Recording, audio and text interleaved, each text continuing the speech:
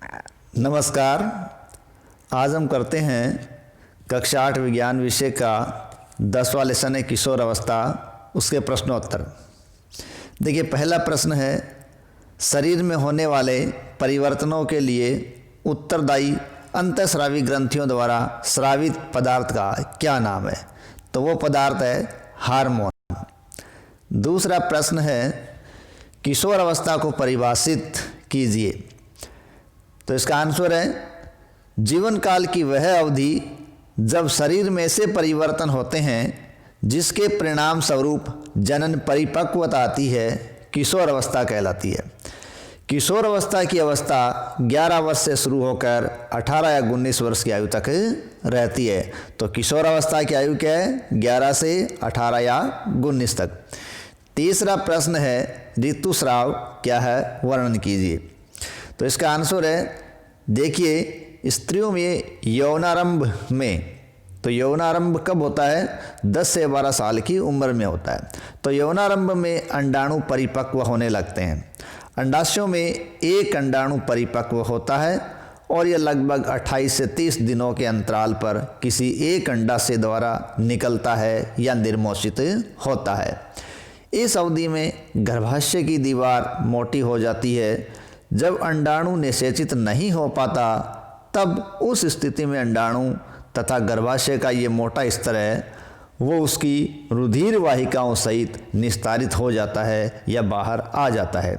इससे स्त्रियों में रक्तस्राव होता है, जिसे ऋतुस्राव या रजोधर्म कहते हैं। ये ऋतुस्राव 28 से 30 दिनों में एक बार होता है। तो नेक्स्ट है चौथा प्रश्न, यौनारंभ के समय होने वाले शारीरिक परिवर्तनों की सूची बनाइए। तो इसमें देखिए, यौनारंभ के समय होने वाले शारीरिक परिवर्तन निम्न है। लंबाई में वृद्धि, यानी शरीर की लंबाई बढ़ जाएगी। शारीरिक आकृति में परिवर्तन, स्वर में परिवर्तन, संवेद एवं तेल ग्रंथियों की क्रियाशीलता में वृद्धि, जनन अंगों का विकास, और छठा है मानसिक, बौद्धिक एवं संवेदनात्मक परिपक्वता का प्राप्त होना। ये सब यौनारंभ के समय होने वाले परिवर्तन है। 5वां प्रश्न है, 2 कॉलम वाली या 2 कॉलम वाली ऐसी सारणी बनाइए जिसमें अंतःस्रावी ग्रंथियों के नाम और उनके द्वारा स्रावित हार्मोनों के नाम दर्शाए गए हों। तो देखिए, पहली ग्रंथि है पीयूष ग्रंथि और उसके द्वारा स्रावित हार्मोन का नाम है पिट्यूटराइन, या यूं कहें वृद्धि हार्मोन। दूसरी ग्रंथि है थायराइड ग्रंथि और उसके द्वारा स्रावित हार्मोन है थायरोक्सिन हार्मोन। तीसरी ग्रंथि अधिवृक्क ग्रंथि या एड्रिनल ग्रंथि और उसके द्वारा स्रावित हार्मोन है एड्रिनलिन हार्मोन। चौथी ग्रंथि है अग्नाशय ग्रंथि और यह ग्रंथि इंसुलिन हार्मोन का स्राव करती है। 5वीं है वृषण, जो एक नर ग्रंथि है, ये टेस्टोस्टेरोन हार्मोन का स्राव करती है। और 6ठी है अंडाशय, जो मादा में होती है, ये एस्ट्रोजन हार्मोन का स्राव करती है। ठीक है। अब है 6ठा प्रश्न, लिंग हार्मोन क्या है और उनका नामकरण इस प्रकार क्यों किया गया है और उनके प्रकार्य क्या है, यह बताइए। देखिए, लिंग हार्मोन वे हार्मोन हैं जो गौण लैंगिक लक्षणों के लिए उत्तरदायी होते हैं। किसके लिए? गौण लैंगिक लक्षणों के लिए उत्तरदायी हार्मोन है वो लिंग हार्मोन कहलाते हैं। जैसे टेस्टोस्टेरोन तथा एस्ट्रोजन, ये लिंग हार्मोन है क्योंकि जननांगों के द्वारा स्रावित होते हैं तथा लैंगिक लक्षणों के लिए उत्तरदायी होते हैं, इसलिए इनको लिंग हार्मोन कहा जाता है। इनके कार्य क्या है? टेस्टोस्टेरोन हार्मोन है वो वृषण में शुक्राणु के परिपक्व होने को नियंत्रित करता है तथा जो एस्ट्रोजन हार्मोन है वो अंडाशय में अंडाणु के परिपक्व होने का नियंत्रण करता है। सही विकल्प चुनिए। ठीक है, हमें यह अभ्यास रूप में दे रखें। पहला प्रश्न है, किशोर को सचेत रहना चाहिए कि वह क्या खा रहा है, क्यों? अब इनमें 4 ऑप्शन देखे गए। उचित भोजन से उसके मस्तिष्क का विकास होता है। दूसरा है, शरीर में तीव्र वृद्धि से होने वाली वृद्धि के लिए उचित आहार की आवश्यकता होती है। तीसरा ऑप्शन है किशोर को हर समय भूख लगती रहती है, और चौथा ऑप्शन है किशोर में स्वाद कलिकाएं भली भांति विकसित हो जाती है। तो यहाँ सही विकल्प है कि किशोर को सचेत रहना चाहिए कि वह क्या खा रहा है, क्योंकि शरीर में तीव्र गति से होने वाली वृद्धि के लिए उचित आहार की आवश्यकता होती है। Option number 2। अगला प्रश्न है स्त्रियों में जनन आयु का विकास उस समय होता है जब, पहला ऑप्शन इसमें बिल्कुल सही है, ऋतुस्राव प्रारंभ होता है तब। ठीक है, तो इसका आंसर ऋतुस्राव का प्रारंभ होना है। तीसरा प्रश्न है निम्न में से कौन सा आहार किशोर के लिए सर्वोचित है? पहले ऑप्शन में चिप्स नूडल कोक, दूसरे में रोटी दाल सब्जी, तीसरे में चावल नूडल्स बर्गर, और चौथे में शाकाहारी टिक्की चिप्स लेमन पे। देखिए इसमें दूसरा ऑप्शन सही है, दाल रोटी सब्जियां। ये किशोर के लिए सर्वोचित आधार है, उसकी समुचित वृद्धि के लिए ये जरूरी है। देखिए बाकी है वो फास्ट फूड की श्रेणी के अंदर कई आते हैं। 8वां है निम्न पर टिप्पणी लिखिए। कौन कौन सी चीज़ों पर लिखनी है? एडम्स एप्पल, गौण लैंगिक लक्षण, और गर्भस्थ शिशु में लिंग का निर्धारण। तीनों पर हमें टिप्पणी करनी है। पहला है एडम्स एप्पल। देखिए यौनावस्था में स्वर यंत्र या लेरिंग्स में वृद्धि शुरू होती है, तो लड़कों का स्वर यंत्र विकसित होकर अपेक्षाकृत क्या हो जाता है? बड़ा हो जाता है। और लड़कों में बढ़ा हुआ यह स्वर यंत्र गले के सामने की तरफ हमें सुस्पष्ट एक उभरे हुए भाग के रूप में दिखाई देता है। इसे एडम्स एप्पल या कंठमणि कहा जाता है। दूसरा है गौण लैंगिक लक्षण। देखिए युवा अवस्था में लड़कों के चेहरे पर बाल आने लगते हैं, उनके दाढ़ी मूछें आने लगती हैं, जबकि लड़कियों में स्तनों का विकास होने लगता है, और यही लक्षण लड़कों और लड़कियों को पहचानने में सहायता करते हैं। अतः इन्हीं को गौण लैंगिक लक्षण कहते हैं। इस समय लड़कों के सीने पर भी बाल आ जाते हैं। लड़कों तथा लड़कियों दोनों के ही बगल व जांघ के ऊपरी भाग या प्यूबिक क्षेत्र में भी बाल आ जाते हैं। तीसरा टिप्पणी का बिंदु है गर्भस्थ शिशु में लिंग का निर्धारण। देखिए जब अंडाणु निषेचित होकर युग्मनज बनता है, देखिए अंडाणु और शुक्राणु ये अलग अलग होते हैं तो वो युग्मक होते हैं, लेकिन जब मिल जाते हैं तो ये युग्मनज बनाते हैं। ठीक है, तो अंडाणु निषेचित होकर युग्मनज बनता है, तब युग्मनज में लिंग निर्धारण का संदेश भी होता है। यह संदेश अंडाणु को निषेचित करने वाली धागे नुमा संरचनाओं के द्वारा निर्धारित होता है, और ये धागे नुमा संरचनाएं गुणसूत्र कहलाती है। देखिए प्रत्येक मनुष्य की कोशिकाओं में 23 जोड़ी गुणसूत्र होते हैं। कितने जोड़ी? 23 जोड़ी। ठीक है, और इनमें कुल 46 गुणसूत्र पाए जाते हैं। इनमें से 2 गुणसूत्र हैं वो लिंग गुणसूत्र कहलाते हैं, तथा से जो 44 गुणसूत्र हैं वो अलिंग गुणसूत्र कहलाते हैं। अब इन 2 लिंग गुणसूत्रों में महिलाओं में दोनों गुणसूत्र अक्ष होते हैं, यानी एक जैसे होते हैं, जबकि पुरुष में ये 2 प्रकार के अक्ष और वाई होते हैं।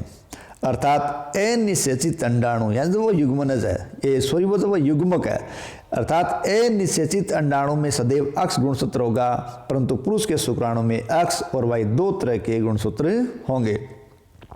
जब अक्ष गुणसूत्र वाला शुक्राणु अंडाणु को निषेचित करता है तो युग्मनज में दोनों अक्ष गुणसूत्र होंगे, जिससे लड़की पैदा होगी। जबकि अंडाणु को वाई गुणसूत्र निषेचित करेगा तो युग्मनज में 2 अक्ष और वाई अलग अलग युग्मक मिलेंगे, जिससे लड़का पैदा होगा। नीचे हमने एक चित्र के माध्यम से भी इसको रेखा चित्र के माध्यम से दिखाने का प्रयास भी किया है। 9वां प्रश्न है शब्द पहेली। शब्द बनाने के लिए संदेश का प्रयोग कीजिए। ठीक है, इसमें दाएं से बाएं, ऊपर से नीचे आदि को हमें क्लियर करना है। यहाँ हमें पहला दे रखा है कि देखिए, हाँ, इसमें जो पहला प्रश्न है जो हमें ऊपर से बाईं से दाईं ओर दे रखा है वो है एड्रिनल ग्रंथि से स्रावित हार्मोन। तो एड्रिनल ग्रंथि से स्रावित हार्मोन का नाम क्या है? वो है एड्रीनेलीन। ठीक है, तो यहाँ क्या जाएगा? एड्रीनेलीन, ये एड्रीनेलीन आ जाएगा। और मेंढक में लार्वा से वयस्क होने वाला परिवर्तन नियंत्रण होता है कायांतरण। क्या होता है? कायांतरण। तो यह आ गया कायांतरण। तीसरा है अंतःस्रावी ग्रंथियों द्वारा स्रावित हार्मोन, ये कहलाएगा रस। क्या कहलाता है? हार्मोन। किशोर अवस्था को कहा जाता है, इसे कहा जाता है टीनेजर। टीनेजर, ठीक है। अंतःस्रावी ग्रंथियों का दूसरा नाम क्या है? तो वो होता है नलिका विहीन। क्या होता है? नलिका विहीन ग्रंथि।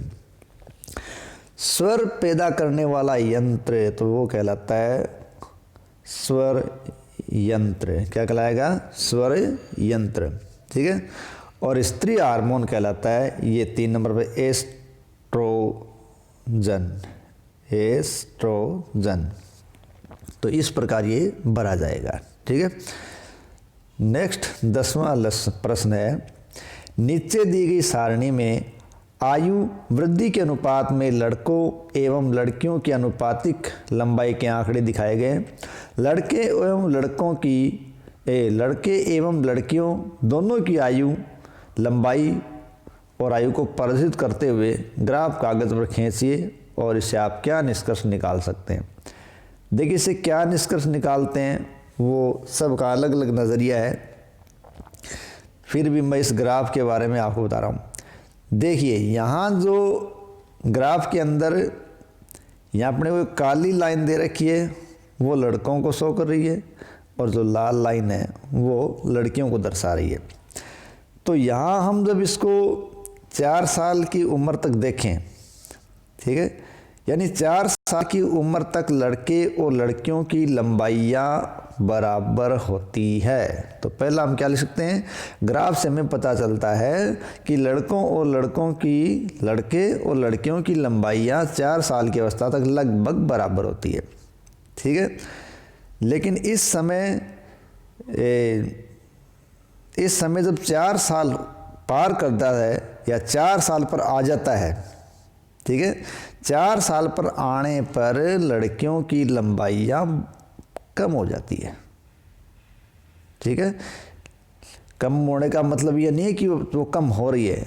कम होने का मतलब है कि इस समय लड़के की ग्रोथ है 4 साल की आयु में बढ़ जाती है, उससे पहले तक समान रहती है, लेकिन 4 साल तक आने पर लड़कों की लंबाई में थोड़ी अलग नजर आने लगती है। और ये स्थिति है वो 8 साल की आयु तक रहती है। 8 साल की आयु तक भी लड़कों की लंबाई कुछ अधिक होती है। लेकिन जो ये स्थिति 12 वर्ष की आयु में आती है, लड़कों की बजाय लड़कियों की आयु अधिक होती है। यानी यूँ कहा जा सकता है कि 4 और 8 साल की आयु है, वहाँ क्या हो सकता है कि लड़के और लड़की की तुलना करें तो लड़के की लंबाई ज़्यादा नजर आएगी, जबकि शुरुआती जो लंबाई 4 साल से पहले की वो लगभग दोनों की बराबर होती है। लेकिन जब 12 वर्ष की आयु पर आते हैं तो लड़कियां अधिक लंबाई प्राप्त कर लेती है। 16 वर्ष की आयु के अंदर वो स्थिति वापस समान वाली आ जाती है कि लगभग इनकी जो लंबाइयाँ हैं वो बराबर हो जाती है। लेकिन 20 साल की आयु पर लड़कियां हैं, उनकी ग्रोथ के अंदर लगभग स्टॉपेज या रुकाव आ जाता है, जबकि लड़के कुछ अधिक ग्रोथ कर सकते हैं। तो इस प्रकार 20 वर्ष की आयु में वो बढ़ सकते हैं। तो अपन ये कह सकते हैं कि 4 साल की अवस्था में, 8 साल की अवस्था में और 20 साल की अवस्था में लड़कों की लंबाई अधिक नज़र आती है, जबकि 12 वर्ष की अवस्था में लड़कियों की अधिक नज़र आती है, और 16 वर्ष की आयु में दोनों की आयु लगभग समान नज़र आती है। इसी के साथ अपने इस पाठ के प्रश्नोत्तर समाप्त होते हैं।